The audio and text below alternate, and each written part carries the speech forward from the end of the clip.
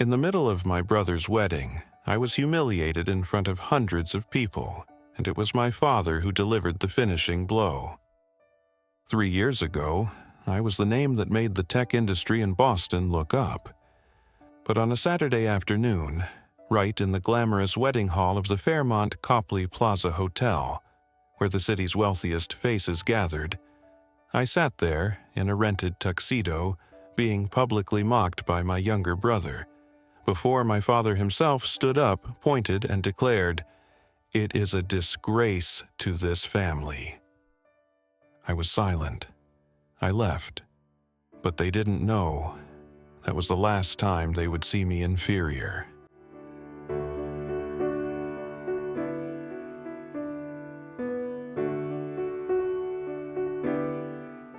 The fluorescent light flickered above Lester Royce's head as he curled up on the hard wooden sofa in the garage, converted into a bedroom and office. The smell of motor oil and the suffocating feeling of failure thickly filled the air.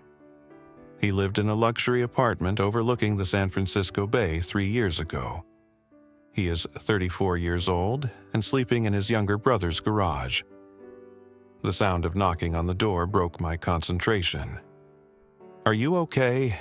Drew, Lester's younger brother, tall and confident, walked in without hearing an answer. "Just wanted to make sure you still go to the wedding tomorrow." Lester smiled faintly. "Sure." Drew enthusiastically mentions Penny, Lester's ex-wife. She arrives with her new husband, Ted, a surgeon and the man who took her and the company from Lester. Mentioning them is like a steel punch to the chest. Lester sat silently in front of his laptop again. The alternative energy startup plan. The last hope. Investors do not want to put money into someone who has had a big scandal. Monroe's text message came. "Is the illegitimate son coming home to attend the royal wedding? Need help?" He just texted back, "It's family. I'll be fine." Family. That word once had a different meaning. Before Drew picked him up to stay in the garage, he did it not out of love, but for a good reason. Before going to bed, Lester recalls meeting Audrey, Drew's fiancée. She went to see Lester in a coffee shop, looked straight into his eyes. "I want to meet the real genius in this family." She knew and believed. For the first time in many years, someone called Lester a genius. He fell asleep in the garage thinking that tomorrow's wedding would not only change Drew, but would change his whole life. I stood in the corner of the banquet hall, clutching my wine glass as if it was the only thing keeping me from falling apart. The laughter, the wishes, the bright lights, all seemed designed for someone else. Not for me. No one looked at me. They just see I, the failed brother, the uninvited supporting character. 3 years ago, I was the person everyone talked about at shareholder meetings. Now, I'm listening to my brother mocking me right in the middle of his wedding. And the most painful thing? No one in my family spoke up to protect me. I glanced at my mother, the person who took me to my first summer camp, the person I thought would never let anyone hurt my son. But she just bowed her head and clasped her hands together as if praying for a smooth wedding. Not for me. Drew continued, his voice echoing, "Lester, my brother, is living in my garage." A burst of laughter broke out. Some people clapped their hands, some shook their heads in pity. I'm not angry, no shock, I'm used to being overlooked. But when my father, Vincent Royce, stood up, I expected, if only 1%, that he would stop this humiliation. That even though he was strict, he was still a father. I'm wrong. "The guy's an embarrassment," he roared. "He's embarrassed the whole family." All sounds seemed to fade away. I stood there, frozen in a sea of people, like being stripped naked right in the middle of the street. They don't need to beat me. Every word, every look, every pitying smile was enough for me to understand.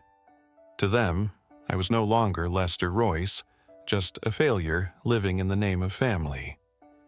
And then, something unexpected happened. Audrey, Drew's fiancée, stepped onto the stage, holding the mic. Her eyes were sharp as knives, but her voice was calm and chilling. "I have a few words to say." Before I knew what was about to happen, she looked straight at me, a look I hadn't seen since the company's collapse. Not pity, not sympathy, which is the truth. "I was told to keep quiet," Audrey said, "about the documents I found. I overheard the conversations between Drew and Ted Palmer, about how they had set up traps to take down Lester." A murmur spread throughout the auditorium. Someone dropped a glass of wine. Vincent suddenly turned pale. Ted, who used to be my best friend and is now my ex-lover's ex-husband, didn't dare raise his head. And I found myself no longer alone for the first time in many years. Audrey ended with something that made the room freeze. "I sent all the evidence to the Securities and Exchange Commission this morning." No one said anything. No one moved, and me? I don't laugh, no tears. I stood up, raised my head, and walked towards her as she held out her hand. "We have some things to discuss, Mr. Royce." The next morning, the news spread across social networks, local newspapers, and even CNBC. Tech scandal rocks Beacon Hill. Palmer Royce accused of fraud and commercial espionage. I sat alone in a small cafe on Atlantic Street, flipping through the pages, the Boston Globe. It's like I'm rereading my own life. The bold headline catches the eye. Evidence shows that Lester Royce was the victim of an organized takedown plan. Everything I once screamed in despair now lies quietly, clearly on black and white paper. That's not winning. Not necessarily. It is recognition. The next 6 months were a long series of lawyers, courts, press conferences, and depositions. Audrey, now Drew's namely wife, doesn't shy away from anything. She's not just on my side. She was the one dared to break the family structure, covered up his sins for many years. We are not close. No love. There's nothing ambiguous. But there is something more substantial between me and Audrey: belief in truth. "I knew what kind of person your brother was from the first month of dating," Audrey said during one meeting, her voice unable to hide her fatigue. "But I didn't expect that he could knock down an entire person just to get to the top." "Not just him," I replied, looking straight into her eyes. "My father was complicit, Ted betrayed, and my mother remained silent." We understand each other without needing long explanations. Standing in the ashes, two betrayed people decide to make things right, even though no one wants it. We held a press conference in early October announcing the company's return, this time under Helix Core Energy. I am no longer the sole director. Audrey, with her financial skills and tough character, becomes interim CEO. I hold the role of co-founder in charge of technology. Shareholders were surprised. The media is skeptical. What about us? Don't rush to make excuses. We let the results answer it all. The energy storage prototype, which was stolen from the old company, is now being tested again. Performance far exceeded expectations. Investors came back. This time not just because of the promise of profits, but because of the story behind it.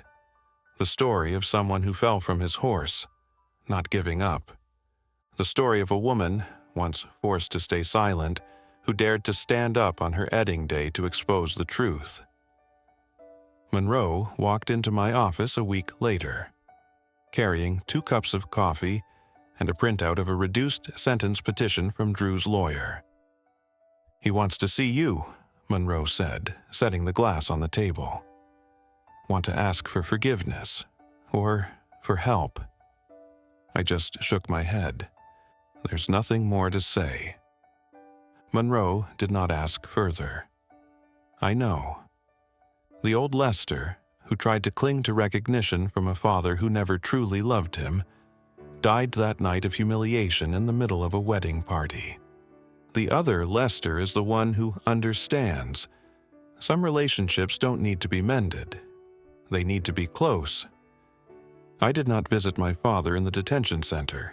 I didn't answer an anonymous call at 3 in the morning that was definitely from Drew. And when my mother sent a letter, I didn't open it immediately.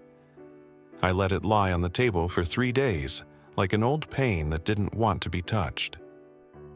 Finally, one rainy afternoon, I peeled it off. Thin paper. The handwriting is still the same as before, round and neat. "Lester, Mom, I'm sorry for being silent. At that time, my mother didn't know what to do. I feel like I'm standing on a cliff between the 3 children, Drew, and the outside society. I never thought things would go this far." Each sentence is like a needle. Not because of what my mother said, but because it came too late. Now your father is gone, Drew is facing prison, and I only have empty spaces left in my heart. If you can forgive me, I hope to see you again. Not to ask for anything, just want to see my son one more time. I put the letter down. Close your eyes. Take a deep breath. Forgive? Maybe. But return are not. The next day, I sent a short email. No subject, no opening, no closing. I'm fine, but I don't come back, live a new life, as you are doing. 3 weeks later, Helix Core opened a new office in Seattle. Far from Boston, far from memory, far from the old comparisons between elite Big Brother and disappointing son. I stood on the 12th floor balcony, looking down at the harbor. No more Bentleys, no more stuffy networking parties. But there's this, peaceful. Monroe arrived, a new investment contract in hand. They offered $8 million for round A, no board seats required. I nodded, then asked, "Where's Audrey?" "In the conference room. Just took down a CFO from Westbridge with just 3 questions." Monroe laughed. "You're right. She's the version no one dares to underestimate anymore." I don't answer. Just look at the sunset slowly falling behind the horizon. With each passing day, I understand more clearly. I don't need to return to the old place to regain my position. I just need to rebuild your footing from zero with your self-esteem intact. The day I left Drew's garage, carrying only a laptop, an incomplete technology draft, and a fragile belief that my worth was not yet gone. Little did I know that the most precious thing I would take with me was myself. I used to think family was the rope that tied me to my roots.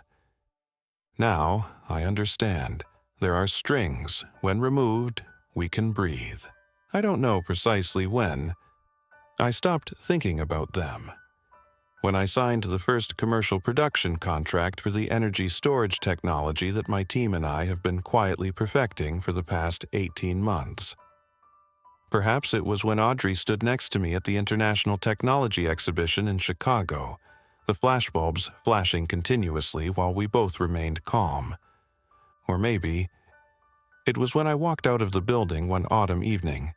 It was cold, but not bitter, and realized I'd lived a whole day without remembering a single anger. No need to try to forget. It's just, it doesn't take up space anymore. Seattle was not where I thought I would belong, but it's where I see it far enough to breathe, close enough to start. The new office is not big, but warm.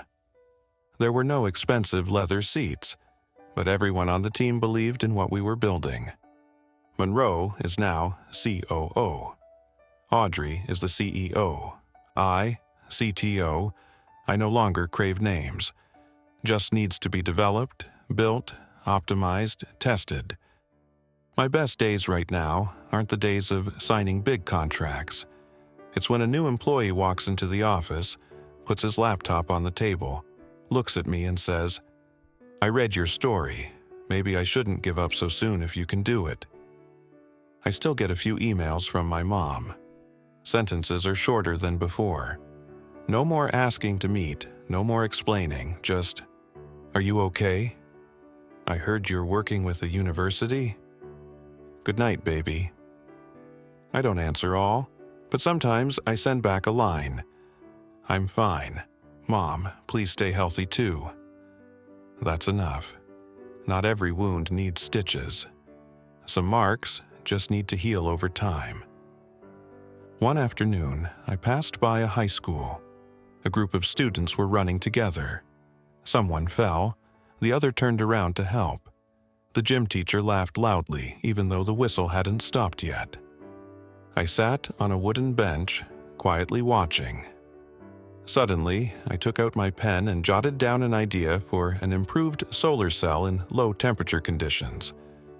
The inspiration came from the sunlight shining at the end of the schoolyard. No one recognized me. No one called my name. And that was great. I lost everything: my reputation, company, lover, and trust. I was humiliated in front of a crowd, rejected by my family, and used as a joke by my own younger brother on the big day. I used to live in the garage, not because I no longer had a home, but because no one considered me a member of the family. But now, I have company, I have teammates. I am valuable, not because of my past, but because of what I create today. No one applauded for that. No need, because for the first time in years I see I don't have to prove anything to anyone anymore. 3 years ago, I stood in the middle of a gorgeous wedding hall, not as a relative, but as a living reminder of failure. That day, I not only lost face, I lost my whole family, people who should have been a peaceful place. And then, I also lost the illusion that someone would save me. But what I didn't realize at the time was, sometimes, when everything falls, people have a chance to grow roots. We live in a society where success is defined too shallowly: money, status, acclaim. But if you've ever sat in the dark, alone, with no one believing you could return, and you still keep going, then you understand. True success is when you stand up, even though no one is waiting for you to stand up. I don't need my family's approval. I don't need society to delete old articles. I just need a good reason to keep going every morning. And I found it in my work, my team's beliefs, and myself. Maybe you're watching this video when you've just experienced something bad, being betrayed, losing an opportunity, seeing the whole world turn its back on you. If so, I just want you to remember one thing. You don't need to become a copy of someone's expectations. You just need to get back to yourself, this time stronger. My story has no miracles. There are no mysterious investment angels. There was no tearful reunion with family. It only takes time, effort, and persistence to the point that it becomes a weapon. How about you? What is garage in your life? What makes you feel invisible, unrecognized? And have you ever wondered, if no one gives you a second chance, do you dare to create it yourself? If this story makes you feel something, even just a little, please click register, leave a comment, share your story. This channel is more than just a place to tell stories. It is the place we stand together, one by one. We tell stories that people thought you would never tell. And if you are still fighting, trust me, you are not alone.